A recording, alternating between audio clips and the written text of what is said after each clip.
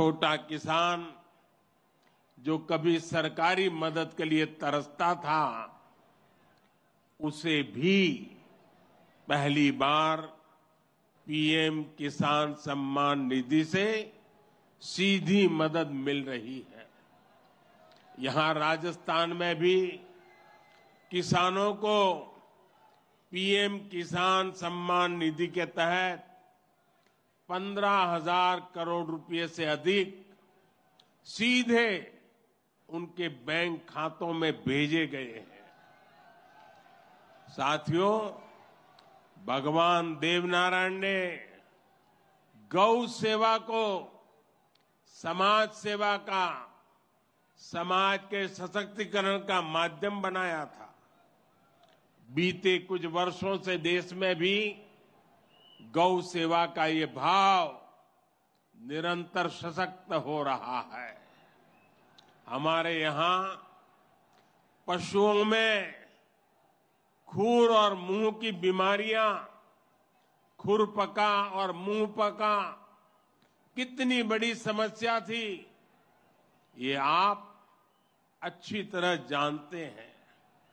इससे हमारी गायों को, हमारे पशुधन को मुक्ति मिले, इसलिए देश में करोड़ों पशुओं के मुफ्त टीकाकरण का बहुत बड़ा अभियान चल रहा है।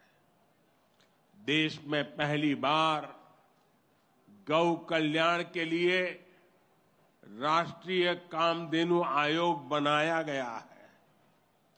राष्ट्रीय गोकुल मिशन से वैज्ञानिक तरीकों से पशुपालन को प्रोत्साहित करने पर बल दिया जा रहा है। पशुधन हमारी परंपरा, हमारी आस्था का ही नहीं, बल्कि हमारे ग्रामीण अर्थतंत्र का भी मजबूत हिस्सा है। इसलिए पहली बार पशुपालकों के लिए भी किसान क्रेडिट कार्ड की सुविधा दी गई है। आज पूरे देश में गोवर्धन योजना भी चल रही है। ये गोबर सहित खेती से निकलने वाले कचरे को कंचन में बदलने का अभियान है। हमारे जो डेयरी प्लांट है, वे गोबर से पैदा होने वाली बिजली से ही चले, इसके लिए भी प्रयास किए जा रहे हैं। साथियों, पिछले वर्ष स्वतंत्रता दिवस के अवसर पर मैंने लाल किले से पंच प्राणों पर चलने का आग्रह किया था। उद्देश्य यही है कि हम सभी अपनी विरासत पर गर्व करें, गुलामी की मानसिकता से बाहर निकले और देश के लिए अपने कर्तव्यों को याद रखें।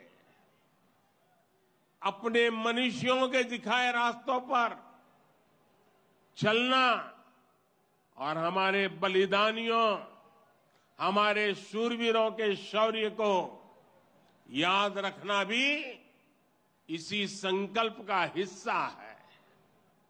राजस्थान तो धरोहरों की धरती है। यहां सृजन है, उत्साह और उत्सव भी है, परिश्रम और परोपकार भी है। शौर्य यहां घर घर के संस्कार है। रग राग राजस्थान के पर्याय है। उतना ही महत्व यहां के जन जन के संघर्ष और संयम का भी है। ये प्रेरणा स्थली भारत के अनेक गौरवशाली पलों की, व्यक्तित्वों की साक्षी रही है।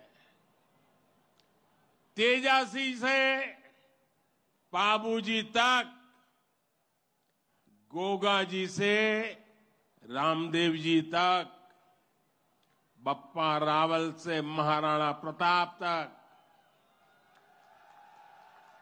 यहां के महापुरुषों, जननायकों, लोक देवताओं और समाज सुधारकों ने हमेशा देश को रास्ता दिखाया है। इतिहास का शायद ही कोई कालखंड है जिसमें इस मिट्टी ने राष्ट्र के लिए प्रेरणा न दी हो। इसमें भी गुर्जर समाज शौर्य, पराक्रम और देशभक्ति का पर्याय रहा है। राष्ट्र रक्षा हो या फिर संस्कृति की रक्षा, गुर्जर समाज ने हर कालखंड में प्रहरी की भूमिका निभाई है।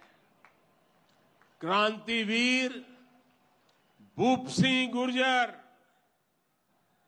जिन्हें विजय सिंह पथिक के नाम से जाना जाता है, उनके नेतृत्व में बिजोलिया का किसान आंदोलन आजादी की लड़ाई में एक बड़ी प्रेरणा था। कोतवाल धन सिंह जी और जोगराज सिंह जी ऐसे अनेक योद्धा रहे हैं जिन्होंने देश के लिए अपना जीवन दे दिया। यही नहीं, राम प्यारी गुर्जर, पन्ना धाय जैसी नारी शक्ति की ऐसी महान प्रेरणाएं भी हमें हर पल प्रेरित करती है। ये दिखाता है कि गुर्जर समाज की बहनों ने, गुर्जर समाज की बेटियों ने कितना बड़ा योगदान देश और संस्कृति की सेवा में दिया है। और ये परंपरा आज भी निरंतर समृद्ध हो रही है। ये देश का दुर्भाग्य है कि ऐसे अनगिनत सेनानियों को हमारे इतिहास में वो स्थान नहीं मिल पाया जिसके वो हकदार थे, जो उन्हें मिलना चाहिए था। लेकिन आज का भारत, नया भारत, बीते दशकों में हुई उन भूलों को भी सुधार रहा है। अब भारत की संस्कृति और स्वतंत्रता की रक्षा के लिए भारत के विकास में जिसका भी योगदान रहा है, उसे सामने लाया जा रहा है। साथियों, आज ये भी बहुत जरूरी है कि हमारे गुर्जर समाज की जो नई पीढ़ी है, जो युवा है, वो भगवान देव नारायण के संदेशों को, उनकी शिक्षाओं को और मजबूती से आगे बढ़ाएं। ये गुर्जर समाज को भी सशक्त करेगा और देश को भी आगे बढ़ाने में इससे मदद मिलेगी। साथियों, 21वीं सदी का ये कालखंड भारत के विकास के लिए, राजस्थान के विकास के लिए बहुत अहम है। हमें एकजुट होकर देश के विकास के लिए काम करना है। आज पूरी दुनिया भारत की ओर बहुत उम्मीदों से देख रही है। भारत ने जिस तरह पूरी दुनिया को अपना सामर्थ्य दिखाया है, अपना दमखम दिखाया है, उसने शूरवीरों की इस धरती का भी गौरव बढ़ाया है। आज भारत दुनिया के हर बड़े मंच पर अपनी बात डंके की चोट पर कहता है। आज भारत दूसरे देशों पर अपनी निर्भरता कम कर रहा है। इसलिए ऐसी हर बात जो हम देशवासियों की एकता के खिलाफ है, उससे हमें दूर रहना है। हमें अपने संकल्पों को सिद्ध कर दुनिया की उम्मीदों पर खरा उतरना है।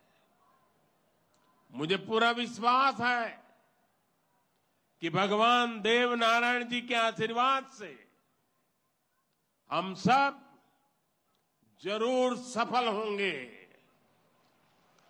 हम कड़ा परिश्रम करेंगे, सब मिलकर के करेंगे। सबके प्रयास से सिद्धि प्राप्त होके रहेगी। और ये भी देखिए कैसा संयोग है, भगवान देवनारायण जी का 1111वां अवतरण वर्ष। उसी समय भारत की G20 की अध्यक्षता,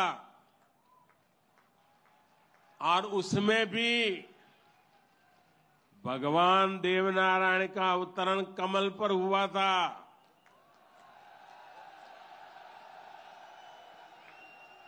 और G20 का जो लोगो है, उसमें भी कमल के ऊपर पूरी पृथ्वी को बिठाया है। ये भी बड़ा संयोग है। और हम तो वो लोग हैं जो पैदाइशी कमल के साथ हुई है।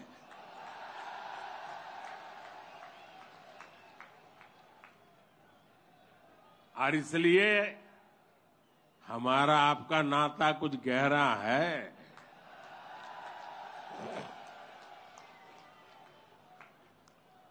लेकिन मैं पूज्य संतों को प्रणाम करता हूं। इतनी बड़ी तादाद में यहां आशीर्वाद देने आए हैं। मैं समाज का भी हृदय से आभार व्यक्त करता हूं कि एक भक्त के रूप में मुझे आज यहां बुलाया, भक्ति भाव से बुलाया। ये सरकारी कार्यक्रम नहीं है, पूरी तरह समाज की शक्ति, समाज की भक्ति, उसी ने मुझे प्रेरित किया और मैं आपके बीच पहुंच गया। मेरी आप सबको अनेक अनेक शुभकामनाएं हैं। जय देव दरबार,